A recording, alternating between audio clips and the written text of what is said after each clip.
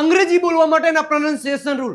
જ્યારે પણ કોઈ પણ વર્ડમાં અથવા તો સ્પેલિંગમાં એ આવે અને એ પછી ડાયરેક્ટ એક કોન્સોનન્ટ અને શબ્દના અંતે ઈ આવે ત્યારે એનો ઉચ્ચાર એ કરવામાં આવે છે.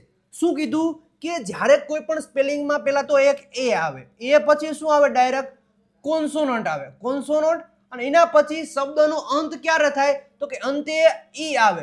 જો આવી પેટર્ન બને ત્યારે એ છે એનું પ્રોનાઉન્સિએશન એ કરવામાં આવે છે.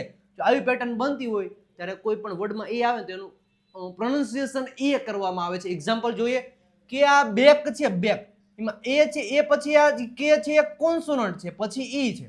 એ પછી કોન્સોનન્ટ પછી ઈ, એ કોન્સોનન્ટ પછી ઈ. આવી પેટર્ન બને ત્યારે એનો ઉચ્ચાર એ કરવામાં આવે છે. એટલા માટે bake, base, cake, fake, hate, same, date, late, make.